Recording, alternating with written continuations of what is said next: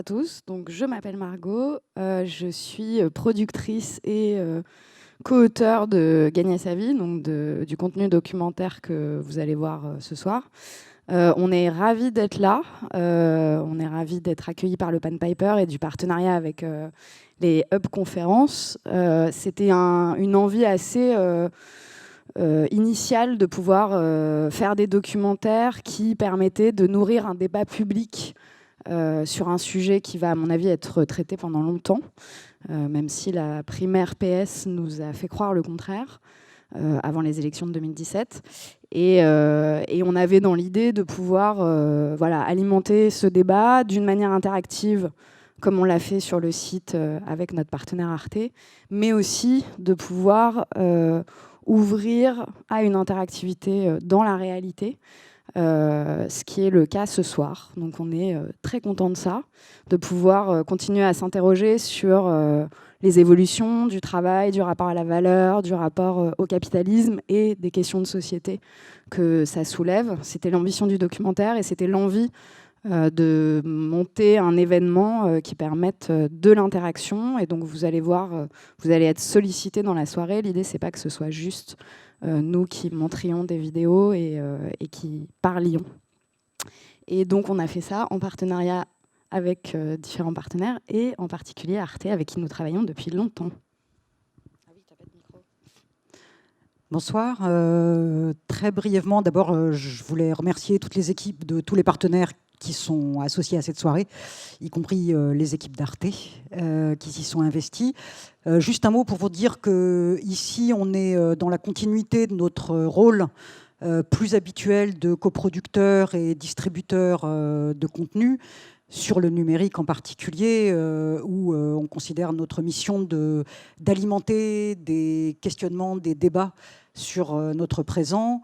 Il y a un vrai enjeu pour nous à accompagner le voyage de ces débats dans le monde réel, qu'on essaie de faire de plus en plus. Donc on est vraiment très content d'être là. Ça correspond aussi à une dimension dont on ne parlera probablement pas tant que ça ce soir, mais qui a été vraiment importante, qui est que la production de Gagner sa vie est une production internationale à laquelle un certain nombre de partenaires étrangers se sont associés et qui était un premier levier d'élargissement du questionnement autour de ces thématiques en dehors du petit territoire sur lequel on vit habituellement. Je m'arrête là, je vous souhaite une très bonne soirée et je passe la parole à Laura Jane.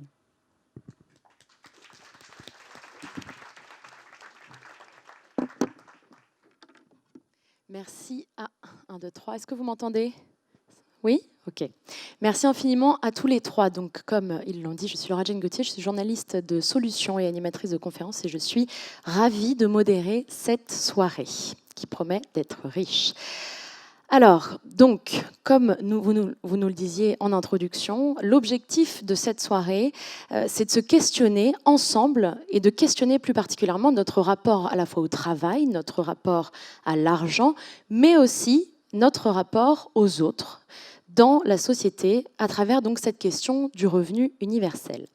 Alors, comme vous le savez peut-être, le sujet central quand on parle du revenu universel, eh bien, c'est le travail. Donc, si vous me le permettez, avant de rentrer dans le vif du sujet, j'aimerais revenir un peu sur la définition du travail. Le travail, c'est évidemment l'effort physique, mais aussi l'effort intellectuel qui doit être accompli pour faire quelque chose ou obtenir un résultat recherché. Et évidemment, il y a plusieurs sens qui sont donnés donc à ce mot travail. Il est évidemment synonyme d'emploi, quand on l'utilise pour parler d'occupation rémunérée, alors qu'en économie, il fait référence à l'un des facteurs de production fournis par des employés en échange d'un salaire. Jusque-là, a priori, pas de grande surprise, mais c'était juste pour qu'on revoie un petit peu les basiques. Alors ce soir, nous allons donc nous projeter tous ensemble dans un nouveau monde dans lequel chacun d'entre nous recevrait, évidemment, il va falloir faire preuve d'imagination, tous les mois un revenu minimum. Donc un revenu de base, sans condition et sans compte à rendre. Évidemment, ça soulève un certain nombre de questions, parmi lesquelles, est-ce que vous arrêteriez de travailler ? Est-ce que cela changerait votre vie ou non ? Et alors, il faut savoir que partout dans le monde, ont lieu des premières expérimentations pour mieux se saisir à la fois des enjeux, mais aussi des ambitions et des questions autour de ce revenu de base. Et comme bien souvent, des deux côtés de l'échiquier politique, on trouve à la fois des défenseurs, mais aussi des détracteurs sur le sujet du revenu universel, alors que ces implications réelles, finalement, elles sont quand même encore assez peu connues. Alors une fois de plus, il y a de nombreuses questions, vous allez voir tout au long de la soirée, qui sont soulevées par ce revenu universel. Il y en a d'autres, comme peut-on faire confiance aux gens quand on leur donne de l'argent gratuit? Qui doit payer pour les membres les plus vulnérables de nos sociétés? Et donc autant de questions qui interrogent la société que nous voulons construire. Et donc des questions, je vous le disais, il va y en avoir ce soir, puisque tout au long de cette soirée, je vais, moi, vous poser des questions en vous demandant de participer, bien évidemment, sinon vous vous en doutez, je vais me sentir très très seule. Et donc de lever la main, ça va être vous allez voter donc à main levée dès que je vais vous poser ces questions. Alors on va y aller justement. La première question, elle va arriver derrière moi dans quelques secondes. La voici. Quand vous entendez revenu universel, qu'est-ce que vous vous dites ? Alors, qui se dit, on va le faire dans l'ordre, qui se dit l'État-providence part en vrille? Ok, c'est plutôt une minorité pour l'instant. Qui se dit la mort du travail? Ok, pareil, minorité. Qui se dit une solution miracle? Grosse majorité. Et qui est-ce qui n'a aucune idée de ce que c'est? Ah, il y a des courageux qui lèvent la main. Merci. Ok, super. Donc merci d'avoir joué le jeu. Je vais vous poser régulièrement comme ça des questions pour sonder un petit peu la salle, bien évidemment. Alors on va maintenant passer au premier talk de la soirée. Et comme vous le savez très certainement, le revenu de base, on en parle énormément. On parle également d'ailleurs de revenu universel, d'allocation universelle ou de revenu minimum. Mais alors qu'est-ce qu'il y a derrière ce concept? Pourquoi est-ce qu'il est autant d'actualité? Et finalement, est-ce que c'est une idée nouvelle? Eh bien, c'est ce qu'on va voir avec Erwan Lecoeur qui va tenter de répondre. Erwan, je vais vous inviter à me rejoindre sur scène et pendant ce temps-là, je vais vous introduire. Donc, vous êtes sociologue de formation, spécialiste de sujets politiques et sociaux. Vous avez travaillé sur des sujets comme le FN ou encore l'écologie et vous avez d'ailleurs publié plusieurs livres sur ces sujets. Vous avez également développé une activité de consultant en analyse sociologique et de conseil en communication. Erwan, c'est donc à vous de jouer. Je vous laisse la parole. Merci de l'applaudir bien fort. Merci. Alors, moi, on m'a demandé de venir vous jouer au sociologue, vous venez de le dire, et pour cela, un sociologue, il commence par reposer la question dans un ensemble qu'on va appeler l'histoire sociale de nos sociétés. Pour faire très rapide, ça démarre il y a quelques millions d'années, quelques milliers, centaines de milliers d'années, mais je vais aller très vite, parce qu'on m'a demandé de faire ça en quelques minutes. Question de base, travail, gagner sa vie, point d'interrogation, on l'a vu. On le rappelait rapidement, le travail, c'est tout ce qu'on vient de dire en termes économiques, mais c'est aussi un instrument de torture ou de contrainte, le tripalium, qui permettait d'assurer une nécessité, qui faisait qu'en gros, pour les animaux ou pour les esclaves, on les contraignait à un certain nombre de choses. D'où le fait qu'encore aujourd'hui, certains pensent que le travail est une chose extrêmement douloureuse. Le travail n'a pas toujours été en odeur de sainteté, il n'a pas toujours été sacré, ni sacralisé. Il a même, à Athènes et dans tout un tas de sociétés traditionnelles, été fui par tous les gens sérieux. Les citoyens ne travaillaient pas à Athènes. Chez les Hopis, chez les Peuls, chez tout un tas de sociétés traditionnelles, on ne voulait pas travailler. C'était même une honte que de travailler. On laissait ça aux métèques, aux esclaves ou aux femmes, en l'occurrence très longtemps. C'est encore le cas pour ce dernier point. Il y a eu avant le travail tout un tas de façons de travailler sans revenu. L'esclavage, le servage, les agriculteurs, et encore aujourd'hui. Tout ce que je vais vous dire historiquement perdure dans une certaine mesure dans tout un tas de pays du monde. Ne jamais oublier qu'en Inde, en Afrique, dans tout un tas de pays, il y a des gens qui travaillent sans revenu. Ils travaillent la terre et ils en ont des fruits directs. Le travail, donc, est devenu dans nos sociétés industrielles, industrieux pourrait-on dire même. 1789, on pense que c'est la Révolution française.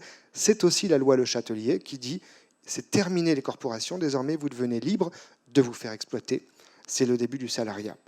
Saint-Simon arrive loin derrière, et puis Max Weber, un sociologue très connu, nous explique que l'éthique protestante, qui crée l'esprit du capitalisme avec le Beruf, le fameux travail qui va dire en gros plus vous travaillez bien et plus Dieu vous reconnaîtra, le travail devient un statut social, une reconnaissance par Dieu et par les hommes d'un certain nombre de choses. C'est un métier, souvent, ce n'est pas que un métier, c'est aussi du salariat, c'est aussi tout un tas de contrats de travail que l'on passe.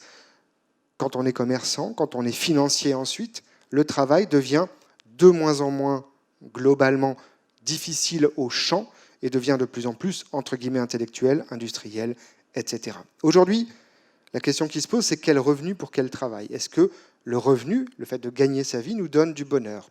Apparemment, ce n'est pas tout à fait aussi simple que cela. Si on fait une mini-histoire du travail, notamment à la fin du XXe siècle, on voit que le temps de travail a dégringolé. Nous travaillons beaucoup moins que nos arrière-grands-parents, beaucoup moins même que nos grands-parents. En gros, en 1968, on travaillait 1850 heures par an. En 2010, 1380. Ça fait presque 500 heures de moins sur l'année. Pourquoi? Parce que les congés payés, parce que la retraite, parce que le temps partiel, parce que les loisirs, la fameuse société du loisir.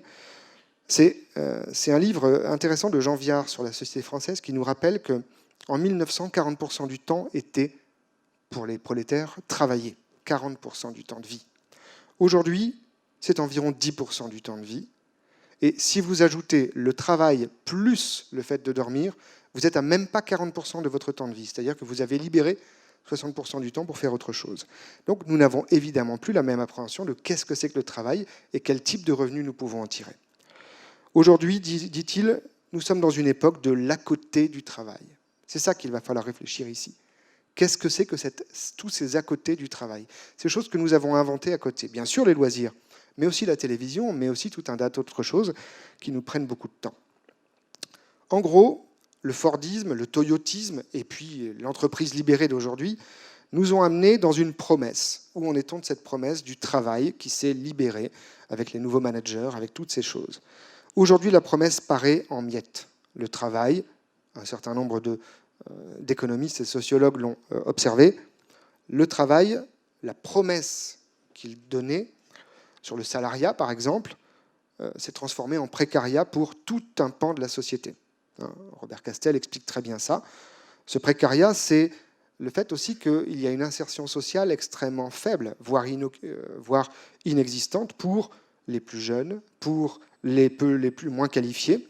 Il y a une ubérisation, on le voit aujourd'hui en plus, il y a une intérimisation du travail. Bref, le précariat, c'est le fait que, oui, le travail est de moins en moins difficile, éprouvant physiquement, peut-être, parce qu'il y a plein de lois qui sont venues depuis les années 60 réguler cela. Mais par contre, nous ne savons plus ce que nous allons avoir comme travail ou ce que nous allons faire dans 1 mois, 2 mois, 6 mois et quelques années. Notamment pour les plus pauvres, puisque les pauvres aujourd'hui sont les jeunes. Ce n'était pas le cas il y a 50 ans.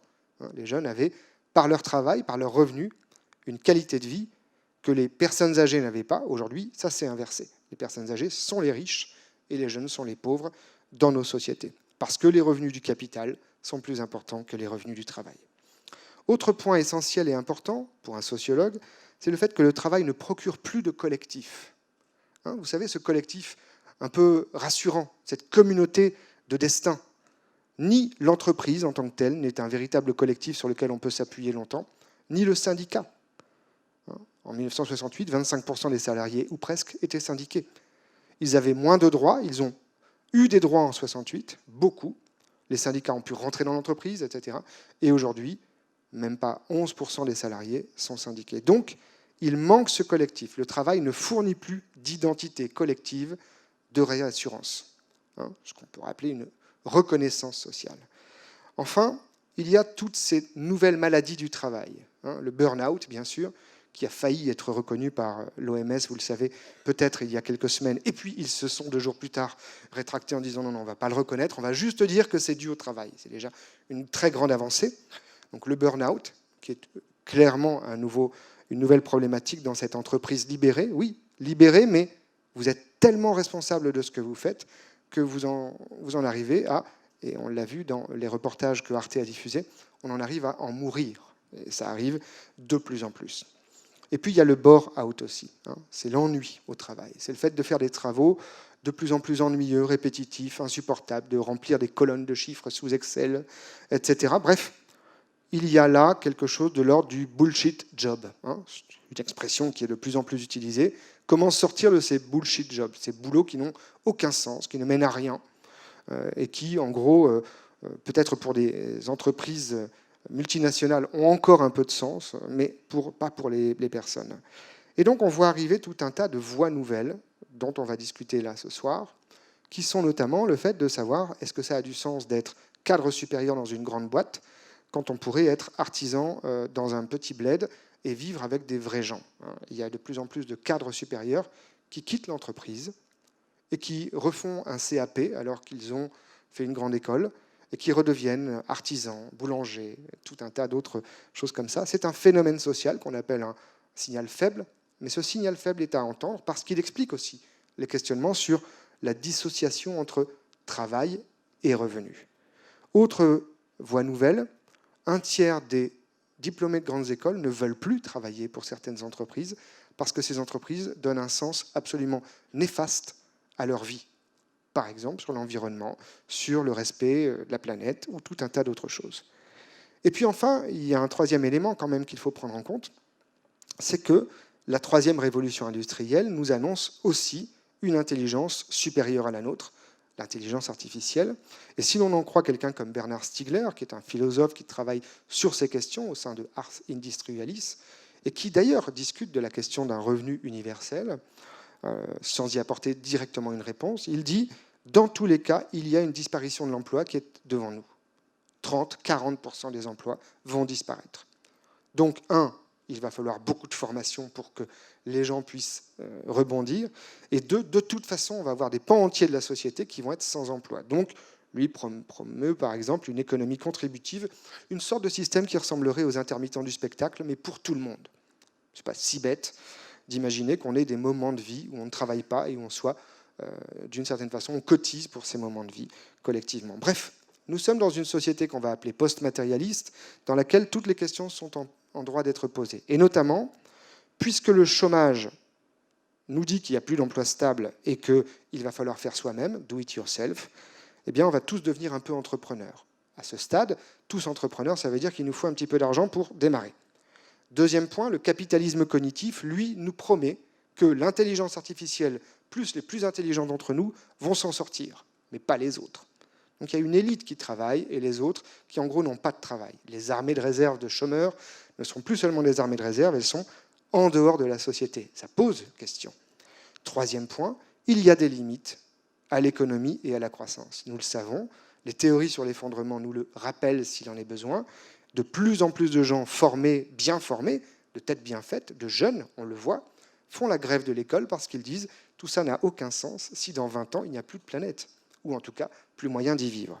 Et donc, là aussi, il y a un problème qui est que le travail ne donne plus de sens à la vie, puisque le progrès n'est plus une fin en soi, progrès scientifique, technique et économique, et qu'il va falloir penser à préserver les ressources. Comment travailler vers cet acte de transformation dont on a parlé, alors qu'il faut préserver les ressources? Bref, pourquoi travailler si ce n'est pour un salaire? Et donc, la dissociation arrive tout de suite. Pour conclure, je vous donnerai 3 possibilités, au-delà même de l'objet du débat de ce soir. En dehors de la question juste du revenu universel ou pas, à mon avis, il va falloir de toute façon penser une société en termes d'activité et plus seulement de travail ou de métier. Nous sommes des gens qui avons des loisirs, des emplois, des études, des engagements, tout un tas de choses, et nous allons devoir demander que toutes ces choses soient prises en compte dans notre revenu, de multiples façons. Premier point, donc une société d'activité et non plus une société de travail et d'emploi. Deuxième point, la formation doit devenir des formations et elles doivent être absolument permanentes. On doit sans cesse passer de l'emploi à la formation, sans arrêt. Sinon, on perd 3/4, voire 80% des gens en route, c'est sûr. Si on ne forme pas tout le monde tout le temps, si tout le monde n'a pas un droit à la formation quasi permanent, alors, avec l'intelligence artificielle, avec la spécialisation, avec tout un tas d'autres choses, l'intelligence nécessaire pour pouvoir même travailler, eh bien, nous allons perdre des pans entiers de la population et donc on se prépare à des lendemains qui ne chantent pas beaucoup. Donc je propose que les formations deviennent absolument permanentes au sein et en dehors des moments de travail. Et enfin, on pourrait aller jusqu'à dire que chacun d'entre nous, chacune d'entre nous pourrait demander régulièrement, 1 ou 2 fois dans sa vie, un congé œuvrier Pourquoi un congé ouvrier? Parce que la société post-matérialiste, c'est la société de besoin de reconnaissance de soi, de ce qu'on est individuellement, de notre capacité à inventer, à innover, et donc à apporter au collectif. Et donc, quand on va poser la question du revenu universel, on va poser la question de qu'est-ce que vous nous donnez en échange?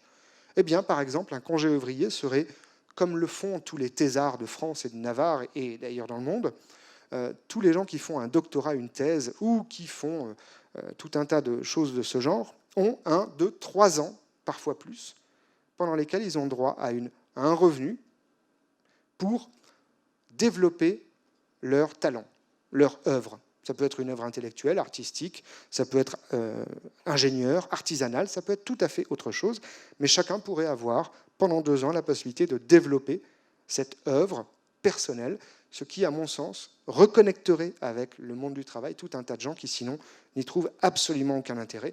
Au moins, ce congé ouvrier, comme une sorte de congé sabbatique, pourrait avoir 2 vertus. 1, chacun se retrouverait face à lui-même pour se poser des questions un peu essentielles sur sa vie, son œuvre, en l'occurrence. Et chacun également pourrait apporter à la société et donc lui demander éventuellement un jour un revenu universel ou autre. Voilà, je vous remercie.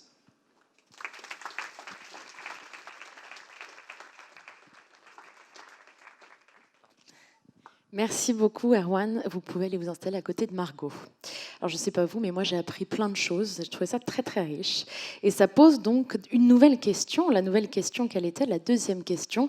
Si vous n'étiez pas obligé d'aller travailler, est-ce que vous iriez quand même au travail? Est-ce que vous travailleriez quand même?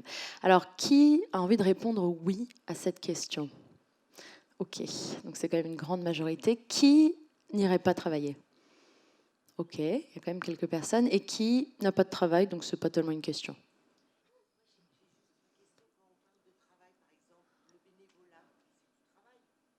Alors, absolument, absolument. Mais ça, pour le coup, je vais laisser nos intervenants y répondre à la fin. Oui, là, je parle de travail rémunéré, absolument. Non, je n'ai pas dit inactif. Alors, merci une fois de plus d'avoir joué le jeu et comme je vous le disais, il y aura d'autres questions. Alors, pour nous permettre d'aller plus loin dans cette question, on va maintenant projeter un épisode de la série documentaire Gagner sa vie dont nous parlaient Marianne et Margot et qui va nous emmener aux États-Unis, en Caroline du Nord plus exactement. Alors là-bas, des Indiens Cherokee reversent les bénéfices de leur casino aux membres de leur tribu et ils reçoivent tous les 6 mois un chèque depuis plus de 20 ans. Alors la question évidemment, c'est est-ce qu'ils ont arrêté de travailler? On va le découvrir ensemble. Regardez cet épisode.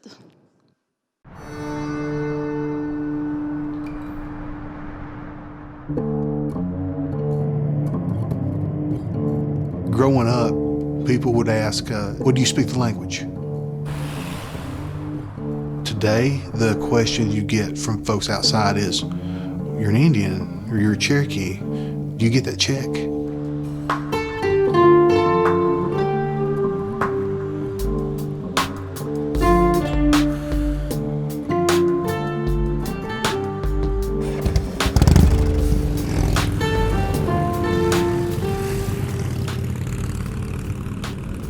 Imaginez si vous étiez payé comme ça, pour rien. Tous les 6 mois, de l'argent tomberait sur votre compte en banque. Ça vous simplifierait pas un peu la vie? Il y a 20 ans, c'est exactement ce que les Indiens Cherokee ont décidé de faire. Envoyer 2 chèques par an à tous leurs membres, juste parce qu'ils sont Cherokee. Pas mal, non?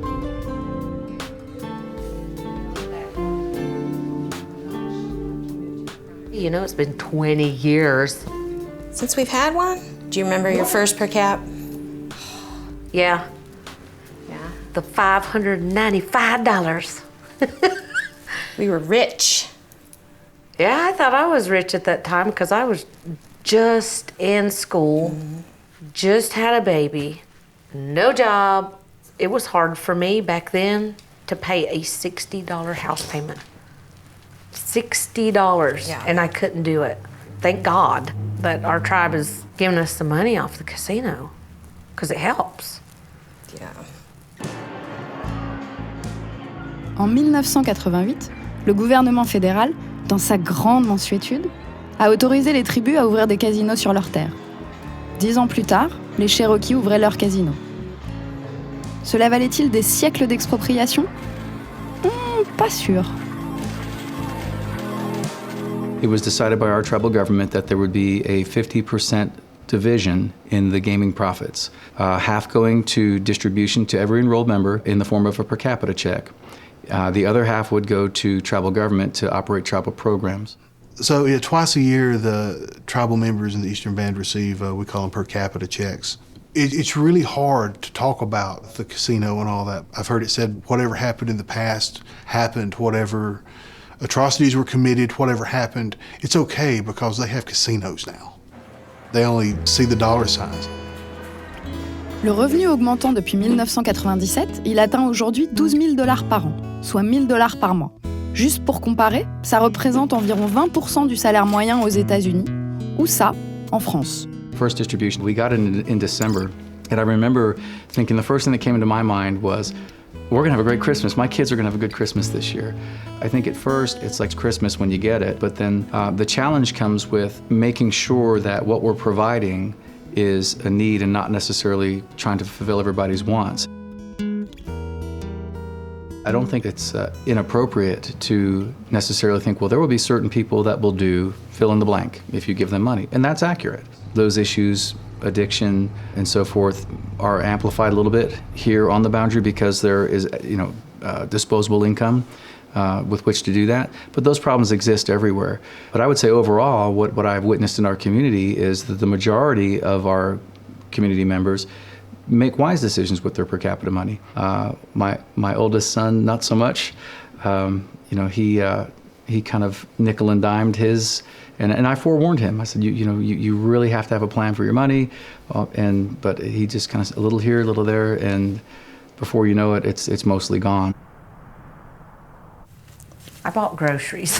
What did you buy? Yes, I paid up bills. I think that was the year that I couldn't make car payments. And so the repo man was here. And I actually got to hand the repo man money. We had, for the last 100 years probably, relied heavily on tourism. When tourism season ended in the fall, essentially everything shut down. Unemployment was very, very high during the winter months. But then the casino opened, and so that offered a lot more job opportunities. And there's work here if you choose to work. You really can't live on $12,000 a year, although there are people who will try, but it's very difficult to do. Gosh, if I hadn't had per cap, I would have been tethered to my job only. And I just can't imagine, a sadder fate.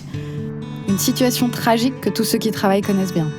Franchement, si vous n'aviez pas besoin d'aller travailler, vous iriez quand même?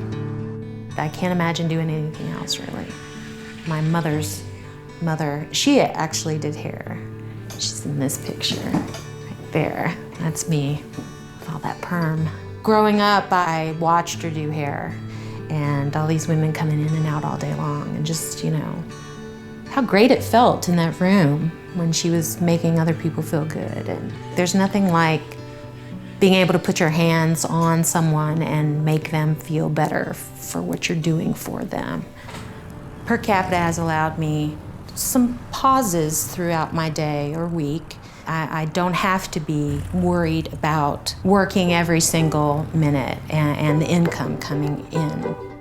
I can think about other things on more of my own happy moments.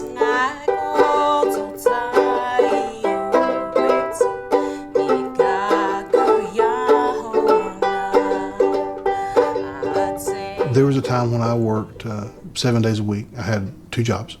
I was a single dad, trying to pay the bills and everything with the baby. But knowing that there was that a little extra coming in made it a lot easier. I didn't have to worry about that second job. I could spend time with my boy. Quand ils ont reçu leur chèque, les membres de la tribu n'ont pas tous arrêté de travailler. 20 ans de statistiques indiquent même qu'ils ont plutôt fait le contraire. There's a study that's been conducted by Duke University that has covered a span of about 20 years. The findings of the study have demonstrated that the impact of per capita distribution to the Cherokee people has been a positive one. Prior to that, we had very high unemployment, higher instances of alcoholism, poverty, all of which has been greatly diminished by the influx of dollars into our community. Having the per capita distribution has definitely brought us out of that sort of mentality of being beaten down and downtrodden, and we're standing on our own 2 feet now as Cherokee people.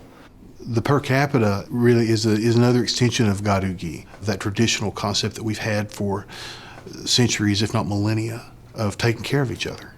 Traditionally, though, if a hunter came in and had brought in a deer, then he would take it to the old hunters or to the widows who couldn't go out and hunt for themselves. So the idea of bringing in and distributing profits is ingrained into the culture even before we had money.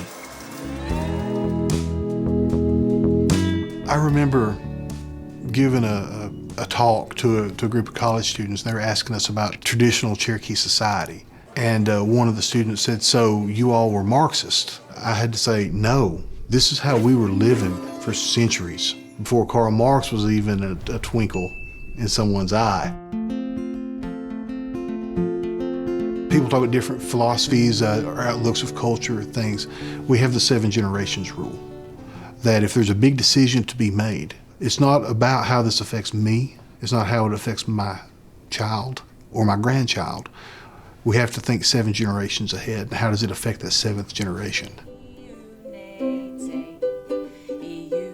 It seems like a lot of the world is about becoming something. We're always out chasing the brass ring, chasing that next thing. There's something to be said for being. If you spend your life trying to become something, then what are you?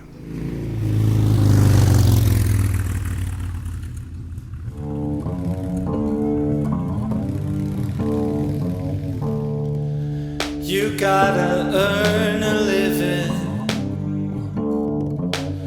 work all day.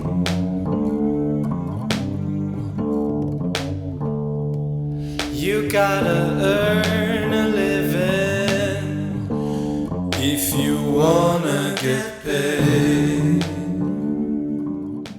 Alors imaginez maintenant que cela se produise réellement. Imaginez donc que l'argent ne soit plus un problème. Qu'est-ce que vous feriez? Alors qui changerait de travail? Travaillerait toujours, mais changerait de travail. Okay, il y a quelques personnes dans la salle. De plus en plus de mains qui se lèvent d'ailleurs, après réflexion. Est-ce que vous changeriez de conjoint? Drôle de question, pourquoi pas? Il y a quand même quelqu'un qui a levé la main. Peut-être que sa femme est à côté, je ne sais pas. Est-ce que vous achèteriez tout ce dont vous avez toujours rêvé? Oui, ok, quelques personnes. Et est-ce que vous ne changeriez rien? Changeriez rien? Quelques personnes qui changeraient rien. Good for you. Ok, donc nous allons maintenant passer au deuxième talk de la soirée. Alors pour aller plus loin et comprendre les enjeux autour d'une société qui serait axée autour d'un revenu de base, eh bien, on va essayer de comprendre quelle incidence cela aurait sur notre manière de voir les choses, à la fois professionnellement et évidemment financièrement. Et nous avons donc 2 invités ce soir aux positions contradictoires. Ils vont chacun nous expliquer l'impact qu'aurait donc le revenu de base sur notre rapport au travail. Alors nous allons commencer avec Nicole Teke. Je ne sais pas si on dit Teke ou Teke. Teke, j'ai raison. Ok. Donc merci de venir, Nicole. Donc vous êtes coordinatrice des relations publiques au Mouvement français pour un revenu de base. Donc inutile de dire que vous êtes pour, évidemment. Vous êtes membre du bureau du réseau européen Unconditional Basic Income Europe, et vous êtes également co-auteur du livre Pour un revenu de base universel vers une société du choix. Merci de l'applaudir bien fort. Merci. Bonsoir à toutes et à tous. Bon, c'est la première fois qu'on me demande de faire un talk de ce type sur ce format-là. Donc je me suis prêtée au jeu et je vais commencer par une citation d'un grand penseur contemporain qui a dit la phrase suivante. « Trop souvent, on fait un travail qu'on déteste pour acheter des choses dont on n'a pas besoin, pour impressionner des gens qu'on n'aime pas. » Bon, je ne sais pas si vous avez reconnu, mais c'était Brad Pitt dans le film Fight Club. Mais sans aller jusqu'à vous proposer d'aller faire du combat de rue pour vous défouler de toutes les injustices sociales, eh bien, il y a tout de même une part de vérité derrière cette phrase. Aujourd'hui, On court après l'emploi, la croissance, la consommation. Mais cette course nous mène droit dans le mur et on ne s'en rend même pas compte. Pourquoi ? Eh bien parce qu'on est trop occupé à travailler. Le travail est devenu notre nouvelle religion. Et par travail, j'entends ici le travail rémunéré, c'est-à-dire l'emploi. La valeur travail est tout autant défendue à gauche qu'à droite de l'échiquier politique, autant par les syndicats que par le patronat. Le travail occupe la plupart de notre temps. On s'identifie à travers notre travail. On se jauge les uns aux autres vis-à-vis de notre emploi. Et c'est pas pour rien qu'une des principales questions qu'on se pose généralement quand on rencontre quelqu'un pour la première fois, c'est « Et toi, qu'est-ce que tu fais dans la vie ?» Et la vie, ici, veut vraiment dire travail. Alors pourquoi a-t-on accepté, ou pourquoi en tout cas a-t-on donné une telle place si importante à l'emploi dans nos vies, dans nos sociétés ? Pour la carotte du salaire, ou pour éviter le bâton de la pauvreté et du chômage ? Et tout ça pourquoi finalement ? Pour alimenter un système capitaliste aujourd'hui à bout de souffle ? Tout cela d'autant plus que le travail a échoué à remplir ses deux principales fonctions, qui sont 1, de nous permettre de vivre dans de bonnes conditions, de bien vivre, et 2, de nous permettre de nous accomplir par des activités porteuses de sens, qui soient utiles socialement. Pour la première fonction du travail, nous permettre de bien vivre, eh bien c'est difficile de dire qu'un emploi permet nécessairement de vivre dans de bonnes conditions quand on voit qu'il existe 2 millions de personnes qui sont des travailleurs et travailleuses pauvres aujourd'hui en France. 2 millions de personnes qui travaillent et qui ne s'en sortent pas. Quand on voit aussi un autre chiffre assez marquant, qui est celui qui dit qu'un quart des sans-abri aujourd'hui en Île-de-France a un emploi. Donc le travail ne nous permet pas nécessairement de bien vivre, ou en tout cas pas toujours de vivre décemment. Pour ce qui est de la seconde fonction importante du travail, l'utilité sociale, le sens de l'emploi. Alors heureusement qu'il y a des emplois qui nous permettent de nous épanouir et de nous émanciper, mais ce n'est pas toujours le cas, et c'est ce dont parle l'anthropologue David Graeber dans son livre Bullshit Job, dont parlait aussi Erwan Lecoeur tout à l'heure. Et dans son livre, il recense des centaines de témoignages de personnes qui considèrent elles-mêmes que leur emploi n'a aucun sens, ni pour elles, ni pour la société de manière générale. Et que s'il devait disparaître demain, eh bien cela ne changerait pas grand-chose, si ce n'est rien, voire peut-être que la société s'en porterait un peu mieux. Alors les exemples sont très variés et vont de devoir faire des rapports que personne ne lit, à manager des personnes qui n'ont pas besoin d'être managées, faire du télémarketing ou faire du lobbying pour faire passer des lois qui vont contre l'intérêt général. Mais ce que constate aussi David Graeber, c'est que plus un emploi est vide de sens, considéré comme inutile par la personne qui l'occupe, plus les risques de maladies professionnelles augmentent.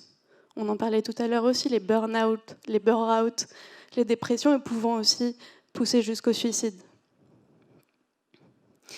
Une autre observation que fait David Graeber dans son livre, c'est que plus un emploi est dédié aux soins aux autres, les métiers du care notamment, aide-soignante, aide à domicile, auxiliaire de vie, des métiers éminemment féminins par ailleurs, eh bien plus la rémunération est basse. Donc on se retrouve finalement dans une situation où l'utilité sociale et la sécurité économique, les deux principales fonctions de l'emploi, eh bien, vont parfois dans des directions opposées.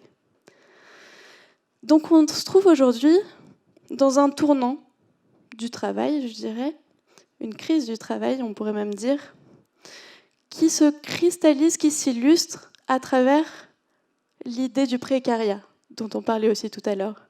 Donc le précariat, c'est la conjugaison entre le prolétariat, la classe ouvrière du XXe siècle, et la précarité d'aujourd'hui. Le précariat, c'est l'illustration même de l'ubérisation de nos sociétés, avec une plus grande flexibilité et par là même une instabilité aussi. En fait, le précariat ne cotise pas pour la retraite, il ne sait pas de quoi sera fait demain, il ne bénéficie pas des congés payés. Et il se situe finalement à une mauvaise décision, à une maladie, à un accident, de tomber à l'échelon inférieur, qui est celui des personnes qui n'ont plus rien et qui finissent à la rue. Le précariat, c'est donc l'illustration même de la crise du travail qu'on connaît aujourd'hui.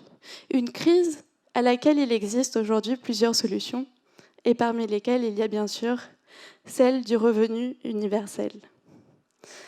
Alors, revenu universel, revenu de base, revenu d'existence, les appellations sont nombreuses, mais renvoient globalement à une même idée, qui est celle d'une garantie de revenus distribuée à l'ensemble des membres d'une communauté, que l'on travaille ou non, que l'on soit riche ou pauvre. À ce revenu universel, inconditionnel et individuel, vient s'ajouter le fait que celui-ci vient renforcer la protection sociale actuelle, et non à la déconstruire. Et ça, c'est très important. L'objectif du revenu universel, c'est non seulement de lutter contre la pauvreté, mais c'est aussi d'apporter les moyens d'existence décents à l'ensemble d'entre nous, et de nous apporter par là les clés d'une liberté réelle dans nos choix de vie. Donc finalement, le revenu universel ne vise pas à sauver le travail, il vise à le transformer dans sa nature et dans sa perception, pour pouvoir valoriser notamment des activités aujourd'hui socialement utiles et non rémunérées, comme par exemple le bénévolat ou le travail domestique. Mais le revenu universel, c'est aussi une réponse à l'instabilité créée par l'automatisation de nos métiers. Quand on voit par exemple que 15 à 50% des emplois pourraient être robotisés d'ici à 2030, selon les différentes études, il y en a beaucoup.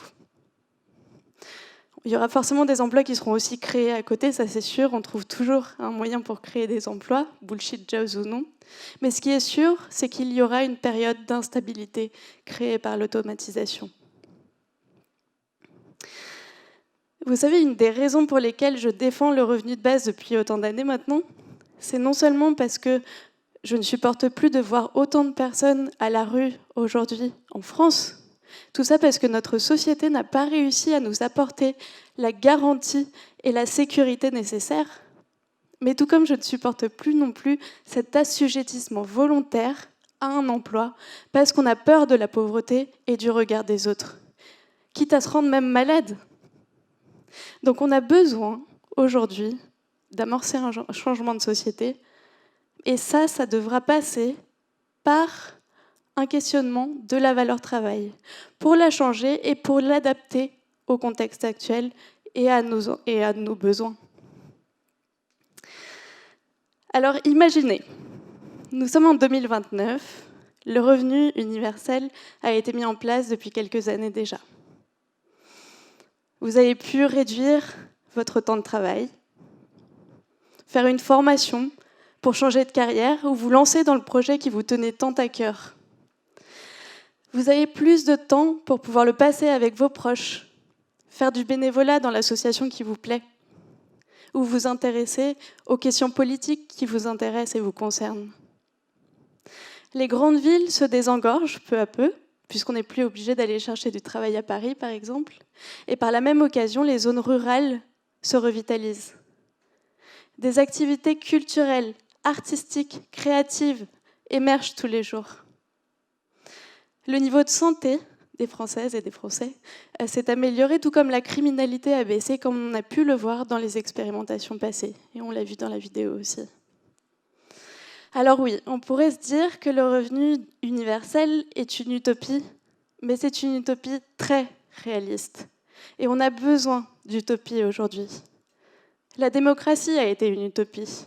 Le droit de vote des femmes était une utopie. Et finalement, je pense que les utopies ne sont que les projets de société de demain. Merci.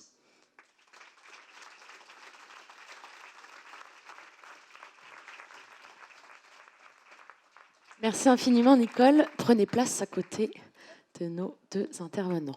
Alors j'appelle maintenant Daniel Zamora qui, comme je vous l'ai dit tout à l'heure, est donc le contradicteur, si je puis dire, du point de vue de Nicole. Alors Daniel, vous êtes post-doctorant en sociologie à l'Université de Cambridge ainsi qu'à l'Université libre de Bruxelles et vous avez participé à l'ouvrage collectif contre l'allocation universelle, donc bien évidemment à l'inverse, hein, vous allez très certainement nous offrir exactement l'inverse du point de vue de Nicole, chez Lux Éditeur, en 2016 pour le livre.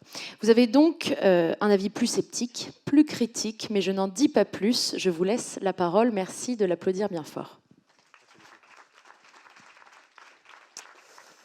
Alors merci beaucoup pour l'invitation tout d'abord et je suis content d'être là pour parler de ce sujet. Alors j'aimerais commencer mon exposé par ce petit incident qui avait opposé Emmanuel Macron et ce jeune horticulteur il y a quelques mois. Et ce jeune horticulteur qui n'avait pas d'emploi et auquel Macron a rétorqué qu'il devrait chercher du travail dans l'hôtellerie, dans la construction, et que s'il s'accordait à ne plus chercher dans l'horticulture, il n'avait qu'à traverser la rue pour trouver un emploi. Et ce qui m'a intéressé dans cette petite anecdote, c'est pas simplement cette scène, c'est celle qui s'est passée quelques minutes après, où Emmanuel Macron va croiser un autre jeune qui, lui, va lui demander des conseils pour devenir énarque. Et là, le ton d'Emmanuel Macron change, il est beaucoup plus sympathique, il est beaucoup plus empathique, et il lui dit que la première chose qu'il doit faire, c'est réfléchir, décider d'abord quel travail il veut faire, quelle carrière il veut mener dans sa vie. Et c'est ce contraste d'une certaine façon entre une injonction qui est faite, une sommation qui est faite à un jeune d'abandonner sa vocation d'horticulture, d'abandonner ce pourquoi il a été formé et de se conformer à ce que le marché de l'emploi offre actuellement, et puis de l'autre côté une invitation à un autre jeune à réfléchir à ce qu'il veut faire de sa vie. Et je pense que ce contraste symbolise assez bien la dualité qu'on a dans le marché du travail aujourd'hui, entre d'une part des gens qui ont un emploi épanouissant, stable, qui donnent un sens à leur vie, qui les aident dans leur confiance en soi. Je fais partie de ceux qui ont la chance de pouvoir faire ce qu'ils aiment faire dans la vie. Et puis d'autre part, des couches grandissantes de la population qui sont relégués à cumuler des jobs précaires, qui ne sont pas très valorisants, qui ne sont pas très épanouissants et qui parfois ne permettent même pas d'atteindre le seuil de pauvreté. Alors une des réponses qui est donnée à cette situation, à cette dualité de plus en plus forte du marché du travail, c'est l'allocation universelle. L'idée est qu'elle permettrait à chacun de réduire son temps de travail, de peut-être choisir de ne pas travailler, et puis aussi de développer à côté du travail toute une série d'activités autonomes qui font sens pour nous, qui nous semblent importantes et qui ne seraient pas nécessairement valorisées dans le marché du travail actuellement, qui ne pourra pas simplement être valorisées de manière marchande. Alors je suis assez sceptique sur cette réponse pour plusieurs raisons. La première, c'est que généralement, elle présuppose un niveau d'une allocation universelle assez élevé. Si on veut choisir de ne pas travailler, si on veut effectivement avoir une certaine autonomie dans son rapport au travail, il ne faut pas simplement une allocation universelle de 100, 150 ou 200 euros. Ça ne suffit pas. On ne peut pas choisir de ne pas travailler. On ne peut même peut-être pas choisir de travailler moins en recevant une allocation de ce niveau. Il faut une allocation universelle d'au moins peut-être 1 000 euros. Il faut du moins un montant assez substantiel, peut-être celui qu'on a vu dans l'émission. Mais je doute que cette version de l'allocation universelle, à l'échelle d'un pays, puisse être mise en œuvre. En France, par exemple, ça coûterait plus de 25% du PIB si on donnait à chacun 1 000 euros par mois. Donc il faut aussi se rendre compte des sommes qui doivent être investies si on veut permettre à chacun de choisir de ne pas travailler. Alors non seulement cette somme est gigantesque, mais si en plus les gens décident de travailler moins, eh bien alors le problème du financement se pose de manière plus aiguë. Donc je pense que la seule qui peut être mise en œuvre est une raison et un montant d'allocation universelle beaucoup plus faible, qui serait peut-être de 150, 250, c'est la seule version qui me semble réaliste. Et dans ce cas-là, je pense que les partisans de l'allocation universelle tendent à sous-estimer les effets que cette allocation universelle aurait sur le marché du travail, et en particulier sur les bas salaires. Parce qu'évidemment, si vous recevez 250 euros par ailleurs, en plus de vos revenus du travail, puisque c'est ça la spécificité de l'allocation universelle, c'est que vous la recevez, que vous travaillez ou pas, eh bien, il n'y a aucune raison pour le patron d'Uber de dire qu'il faut de réclamer une augmentation ou de vous considérer désormais comme un salarié plutôt que comme un auto-entrepreneur. On pourra vous dire, eh bien, vous recevez déjà ces 250 €. Ça vous permet, si vous cumulez d'autres petits jobs, de vivre décemment. Il n'y a pas besoin de cotiser pour vous, de vous donner un salaire supplémentaire. Et plusieurs études ont été menées sur cette question et qui montrent que plutôt que de pallier à cette dualisation du marché du travail, l'implémentation d'une allocation universelle pourrait exacerber cette dualisation du marché du travail. Elle pourrait, d'une certaine façon, mener à un système dans lequel ceux qui vivent avec des emplois stables, épanouissants comme moi, pourraient jouir d'une allocation universelle supplémentaire. Et puis, en bas de l'échelle, ceux, parce qu'on vit dans un marché du travail extrêmement stratifié, recevraient cette allocation universelle, mais devraient l'accumuler avec une prolifération de petits jobs, de cette ubérisation du marché du travail qui pourrait se déployer. C'est d'ailleurs pas une surprise que un bon nombre des gourous de la Silicon Valley sont favorables au développement de l'allocation universelle, puisque ça leur permettrait de préserver leur modèle social, si je puis dire, tout en se préservant de verser des cotisations sociales pour vous. Alors, c'est d'ailleurs pas un accident, parce qu'une des premières personnes à avoir défendu cette idée dans les années 40, c'est un économiste américain, et le but principal de l'allocation universelle était effectivement la dérégulation du marché du travail. C'était l'idée d'abolir l'idée de salaire minimum et de permettre, via cette allocation universelle, de vous donner le complément nécessaire si le travail que vous faisiez ne vous permettait pas d'avoir un salaire décent.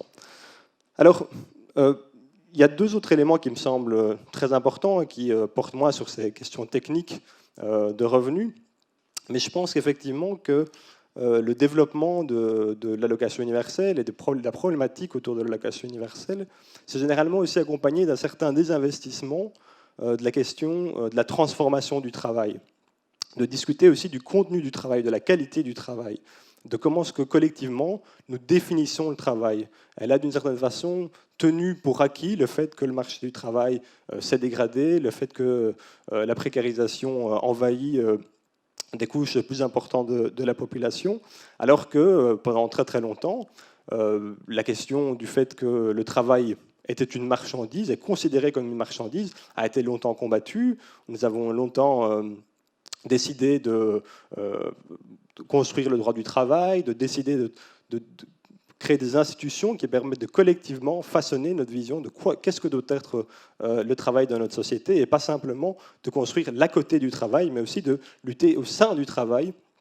pour garantir à chacun un travail de qualité. C'est-à-dire que si une réforme qui permet d'augmenter la productivité va détruire, va appauvrir le contenu du travail, va le rendre plus embêtant, va le rendre moins stimulant, va le rendre plus difficile, eh bien, il ne va pas de soi que cette réforme doit être faite. Il y a aussi une discussion à avoir, une discussion collective sur qu'est-ce qui est le plus important. Est-ce que c'est l'augmentation de la productivité ou est-ce que c'est la préservation d'un travail de qualité pour tous? Le deuxième élément, qui, auquel, à mon avis, l'allocation universelle ne répond pas, qui me semble particulièrement important aujourd'hui, et qui a été une question centrale pour la sociologie pendant des décennies, c'est la question de la division du travail. Et ça nous ramène un petit peu à l'exemple aussi avec cet horticulteur Emmanuel Macron, c'est que dans notre société, la division du travail, elle ne se fait pas pacifiquement, elle ne se fait pas harmonieusement. Elle n'est pas le produit d'une agrégation de désirs individuels où chacun ferait dans la société, occuperait une position dans la société qu'il aurait souhaité dès le départ. Elle est faite par la contrainte, par beaucoup de violences sociales, dès l'école. Certains sont relégués à certaines filières et d'autres pas. Et donc cette division, le fait que dans notre société, elle est fonctionnelle, que chaque créneau de la division du travail est occupé par une personne, est le produit de toute une série d'institutions, toute une série de mesures qui sont assez coercitives et contraignantes et qui contraignent une partie de la population à occuper les postes dont personne ne veut. Et ça, je pense que c'est une question fondamentale qu'on ne peut aborder que de manière collective, qui ne va pas se résoudre simplement par l'agrégation de bonne volonté individuelle, où on recevrait 250 € par mois. Admettons même qu'on reçoit plus que 250 € par mois, admettons qu'on reçoit 1 000 € par mois. Est-ce que si nous pouvions tous choisir ce qu'on veut faire dans la société, ça mènerait à une division du travail efficiente? Est-ce que harmonieusement, par miracle, nos désirs individuels chacun mèneraient à ce que l'ensemble des postes de la société seraient occupés. Eh bien, je ne le pense pas. Et je pense que pour ça, nous devons réinventer notre manière de penser la division du travail, créer des institutions démocratiques qui permettent de partager le travail de manière beaucoup plus égalitaire, de manière beaucoup plus juste. Et ça ne pourra pas se faire, à mon avis, simplement par nos bonnes volontés. Et pour terminer, je voudrais quand même donner aussi quelques éléments sur la question de la place du marché, puisque cette question du travail, c'est la question du marché, c'est la question de la marchandisation, c'est la question de la place qu'on donne au marché dans la manière dont on définit le travail. Et je pense que l'allocation universelle passe aussi à côté de cette question du marché, c'est-à-dire qu'elle vise à ce qu'on puisse tous, chacun, participer au jeu du marché, qu'on puisse chacun participer à aller acheter, payer pour l'éducation des enfants, payer pour ceci, payer des vacances. Mais imaginez une société dans laquelle le marché a une moins grande emprise sur nous. C'est aussi une société dans laquelle on a moins besoin d'argent, dans laquelle on aura peut-être moins besoin d'allocation universelle. C'est une société dans laquelle toutes ces questions sont posées de manière beaucoup plus collective qu'individuelle. Voilà, je vais m'arrêter là.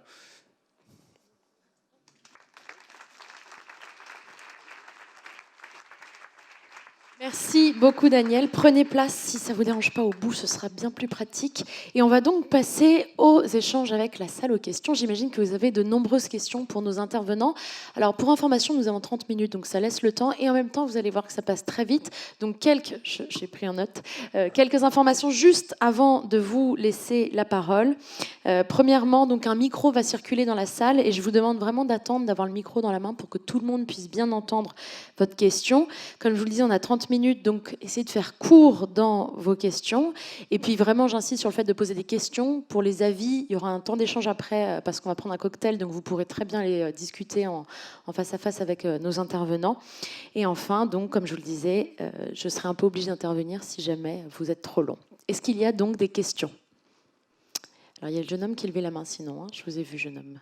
Oui, alors il y a une... Est-ce que vous pouvez relever la main pour qu'on vous donne le micro, super. Malheureusement, c'était pas vraiment une question, donc je vais essayer de faire très court dans ce que j'avais à dire pour ça. Moi, j'aimerais juste témoigner sur le fait qu'aujourd'hui même, en fait, je me considère comme un prototype de titulaire d'un salaire à vie, d'un revenu universel, comme on peut le dire. Donc, je vais raconter rapidement. Je suis malvoyant. Donc je perçois une allocation adulte handicapé majorée de un peu plus de 900 € aujourd'hui. Je suis étudiant et en fait je considère que n'importe qui touche une allocation aujourd'hui, alors à la différence du handicap, les autres catégories, que ce soit pour la retraite, pour le chômage ou pour la précarité, c'est pas forcément à vie. Mais que en fait c'est ce qui a été le moteur le plus décisionnel de ce qui m'a forgé, tout simplement parce que ayant une curiosité, on va dire, sur la vie et une éducation qui m'a aidé là-dedans, je ne l'ai pas vu comme comme une occasion de rien faire ou de me laisser aller. Et par rapport à des collègues, des amis qui, pour eux, en tant que jeunes, étaient dans des situations précaires et n'ont pas pu s'épanouir comme ça, ça m'a paru comme un enjeu majeur. Et par rapport aux deux interventions qui étaient très intéressantes, je ne pense pas qu'il y ait une opposition frontale. Je pense juste que le deuxième intervenant considère que c'est un outil parmi d'autres et qu'il ne suffira en rien uniquement à son application. En fait, par exemple, on peut prendre l'exemple dans ce que je disais de l'éducation. À partir du moment où les gens sont mieux orientés et mieux éduqués, qui disposent d'un esprit critique, d'un vivre ensemble beaucoup plus prenant, les questions se posent dans des termes complètement différents et ça devient un outil qui peut être très efficace en fait. Voilà, c'était tout. Merci. Alors je vois Nicole qui écrit. Nicole, est-ce que vous voulez intervenir ? Alors, ça marche, oui. Oui, je voulais réagir rapidement et surtout par rapport à l'intervention aussi de Daniel Zamora pour dire qu'effectivement, quitte à vous décevoir, je suis globalement assez d'accord avec ce qui a été dit, notamment sur les risques, sur les difficultés qu'on peut rencontrer dans la mise en place d'un revenu universel, sur le coût. Je pense que ça peut être... c'est possible, c'est compliqué, ça demandera de la volonté politique. Après, effectivement, comme vous disiez, c'est un outil économique, mais c'est un outil parmi d'autres.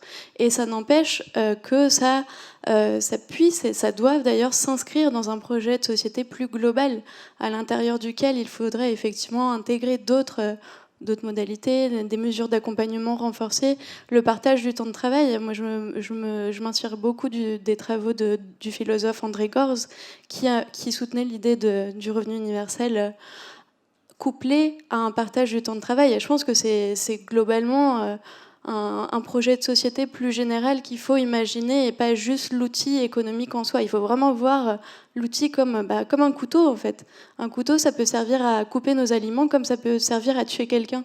Donc il faut être très réaliste sur les risques, mais aussi sur les possibilités que peut apporter un revenu universel. Daniel, est-ce que vous vouliez rajouter quelque chose? Oui, enfin peut-être une petite note. Bon, sur la question, juste sur la question du revenu universel et de ses limites, bon, je ne suis pas un opposant acharné, mais je pense sincèrement que, vu les sommes engagées, c'est des sommes importantes. Soit il est petit, alors c'est évidemment, je pense, les effets sont problématiques, sont soit trop faibles pour les pauvres, soit problématiques sur le marché du travail, potentiellement sur les salaires. Et s'il est élevé, alors la question se pose, c'est une question philosophique, politique. Est-ce que le meilleur usage qu'on peut faire de 20% du PIB, c'est de donner à chacun un chèque de 1 000 euros ou de 1 500 euros? Est-ce que c'est le meilleur usage qu'on peut faire de cet argent? Et ça, c'est une vraie question. Moi, je pense que non. Je pense qu'on peut en faire un usage plus intéressant, un usage social. Mais voilà, on peut penser que le meilleur usage, c'est que chacun aille 1 000 euros et puisse aller sur le marché pour les utiliser à sa guise et pour faire les choix qu'il entend. Donc voilà, je trouvais que l'exemple de Cherokee était intéressant, mais je pense que c'est une petite communauté. Il y a l'exemple de l'Alaska aussi, et c'est souvent porté par des acteurs qui opposent cette vision de cash, de donner de l'argent, plutôt à celle des services publics, plutôt à celle de constituer du commun. Et donc je pense vraiment que ça dessine quand même deux horizons politiques différents, et que voilà, c'est pas fondamentalement antagonique, mais à un moment donné, les ressources sont limitées et on doit choisir aussi un certain projet de société, une certaine vision vers ce qu'on veut aller. Voilà. Alors oui, madame. Oui. Donc, j'avais une question qui rebondit un petit peu sur le témoignage de monsieur tout à l'heure, qui était par rapport aux études concrètes qui ont été faites sur la possibilité de mettre en place le revenu universel et du coup les implications que ça aurait sur la société justement, notamment les prestations sociales. Quand on parle de revenu universel, est-ce qu'on parle d'un salaire ou est-ce que ça intégrerait tout ce qui est autour de la retraite, de l'assurance maladie, etc. Parce que selon le fait qu'on donne 200 euros par mois ou 500 et on dit de toute façon t'as pas le droit d'être malade, voilà, est-ce qu'il y a des études qui ont été faites là-dessus? Et de la même façon, toujours dans cette perspective de financement, de où trouver le budget, est-ce qu'il y a des réflexions sur, je sais pas, des sociétés où les gens seraient capables de réfléchir à un moindre écart entre les plus bas et les plus hauts salaires, de façon à ce que ça finance les plus bas. Enfin voilà, une espèce de péréquation. Alors, qui s'y colle? Je veux bien répondre sur cette question. En fait, c'est globalement la question du financement et de la mise en place. Il y a effectivement de nombreuses propositions de financement de revenus de base en France et dans le monde, mais en France, il existe plusieurs propositions économiques plus ou moins abouties. D'ailleurs, au Mouvement français pour un revenu de base, on a un livre qui est dédié uniquement au financement. Nous, globalement, ce qu'on dit, c'est que l'objectif du revenu universel, c'est de venir renforcer la protection sociale. Donc, on ne touche pas à retraite, on ne touche pas en fait à l'assurantiel. Et donc, il y a une possibilité de financement qui, en gros, se décline en plusieurs propositions. Il y a globalement la partie fiscale, donc intégrer un financement par l'impôt avec un impôt plus progressif, donc plus juste. Il y a une partie de fusion de certains minima sociaux, mais alors sur ça, on est très prudent, parce qu'en fait, je ne sais pas si vous en avez entendu parler, mais le gouvernement actuel a annoncé la mise en place, dans le cadre de son plan de lutte contre la pauvreté, la mise en place d'un revenu universel d'activité, qui n'a rien à voir avec un revenu universel, qui a vraiment d'universel que le nom, puisqu'en gros, l'objectif, ça va être de fusionner le plus grand nombre de minima sociaux dans ce projet. Et donc là, les risques, effectivement, sont réels, et c'est aussi pour ça que je rejoignais un peu ce que disait Daniel Zamora, c'est qu'il y a des risques réels, et on y est déjà, d'ailleurs, aujourd'hui. Et donc, par exemple, il y a l'idée d'intégrer RSA plus prime d'activité, mais aussi l'allocation adulte handicapé, qui est dédié à un public très spécifique, ou encore l'APL pour le logement, qui normalement ne devrait pas être intégré dans une aide qui pour le cas du revenu universel d'activité, est dédié à la réinsertion dans l'emploi. Donc conditionner l'APL à l'emploi, c'est un gros risque de régression sociale. En l'occurrence, le revenu universel, son objectif, c'est pas ça. Mais par contre, effectivement, il y a d'autres projets à côté qui y réfléchissent. Est-ce qu'il y a d'autres questions? Oui. Alors, qui est-ce qui a un micro? Ouais, ici. Voilà. Bonsoir, merci à tous déjà pour vos témoignages. En voyant le documentaire sur la communauté Cherokee et votre témoignage, Monsieur Zamora, je me suis demandé en fait, à l'échelle d'un pays, peut-être que c'est un peu compliqué de le mettre en place. Est-ce que ce serait plus logique à des échelles beaucoup plus petites, à une ville, un territoire, un département, je sais pas trop, où on cible, comment dire, là où il y a un potentiel de gain, un peu comme le casino chez les Cherokees, et on essaye d'adapter du coup le montant de l'allocation pour la communauté du coup qui est rattachée. Oui, encore une fois, je pense qu'il y a une question politique derrière sur quel type de société on veut. Et la question, si on prend la question des États-Unis, c'est intéressant parce que, bien entendu, que personne ne va nier le fait que de recevoir 1 000 € par mois améliore la santé, que ça a des effets positifs. Ça, c'est évident que ça a des effets positifs. Mais est-ce que ces effets positifs sont plus grands que si les États-Unis avaient un système de santé fonctionnel, avaient un système d'éducation publique gratuit, avaient un taux d'incarcération beaucoup plus faible, moins d'armes. Donc voilà, je veux dire, je ne suis pas convaincu que la distribution à chaque individu de cette somme d'argent est le moyen le plus efficient de l'utiliser. Et sur la question de la pauvreté, évidemment, tout le monde, moi-même, tout le monde, en fait, malheureusement pas tout le monde, mais je pense que l'éradication de la pauvreté est une question de volonté politique et qu'il faut absolument garantir à chacun un revenu. Mais c'est très très différent de dire qu'on doit garantir à chacun un revenu que de prôner l'allocation universelle. Je pense que dans la plupart des pays occidentaux, alors je n'ai pas un calcul, je n'ai pas un détail à vous faire, mais si vous voulez éradiquer la pauvreté, c'est-à-dire garantir à chacun, toute personne qui se situe en dessous du seuil de pauvreté, de recevoir, si on annihilait toutes les allocations au seuil de pauvreté, qu'on enlevait toute une série de conditionnalités qui sont là, qui parfois ont des dimensions familiales, ont des questions... il faut que c'est contractualisé, etc. Enfin bon, admettons une allocation qui permette à chacun d'avoir un revenu décent, ça coûte à peu près 1% du PIB. Une allocation universelle à 500 €, c'est plus de 10%, 15%. Pourquoi dépenser plus et ça ne permet pas d'éradiquer la pauvreté. Donc la question, c'est pourquoi dépenser plus pour un résultat qui me semble moins efficient. Voilà, ça c'est vraiment l'usage de cet argent. Est-ce que c'est le meilleur usage qu'on en fait et est-ce qu'il n'y a pas des manières d'utiliser cet argent qui sont, à mon sens, plus intéressantes, plus créatives, plus émancipatrices? Voilà. Nicole?